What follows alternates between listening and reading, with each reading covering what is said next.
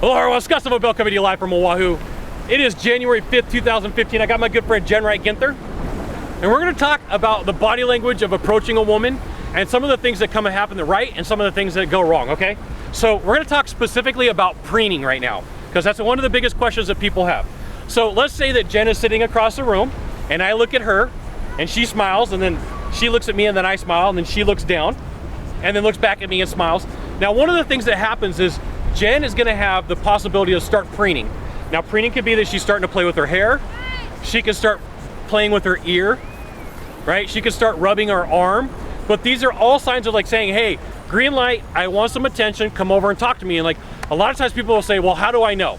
If I look at Jen and she smiles, I smile back, she looks down and looks back at me and then starts preening, that is 100% a green light to go over and start a conversation.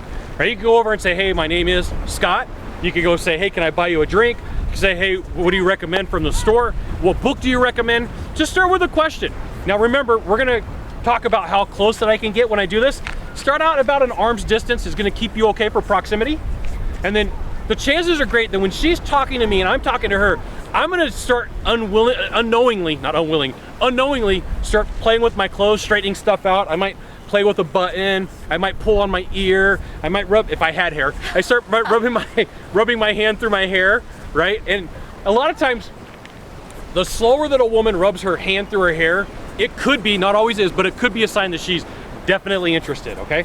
So preening is always a good thing. So guys may like... Especially if it's long hair, because that means that they consider it one of their best assets. Okay, so... Or their security blanket. So Jen's talking about if the girl's got really long hair, that if she's stroking it really slow, she's considering it one of her best assets. Now, sometimes people will tell you that when you're approaching a person and you give them a compliment, they're gonna touch what they think is their best asset.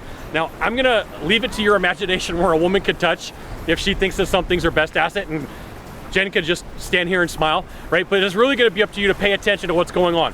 It may be that she touches her chin, she could pull her hair, could be another body part, but that's for your imagination, and I'm not gonna tell you, okay? So when it comes to preening, there's a lot of things that could be done. She could play with her ears, she could pull her hair, she could straighten her shirt, right? She could straighten her shirt from the bottom, she could somehow grab a skirt or a dress, or sometimes even dangle a shoe. For a guy, it could come out to straighten a collar, straighten a tie, pull an ear, pull some eyebrows if I had hair, pull back on the hair, right? Or even like fix my shoe or a little bit of fidgeting. You're looking for that little bit of fidgeting to say, oh, that person is preening. Now, if you could do a small favor for me in the box down below, leave a comment, question, or story, that'd be fantastic. To the right or to the left, there's a subscribe button.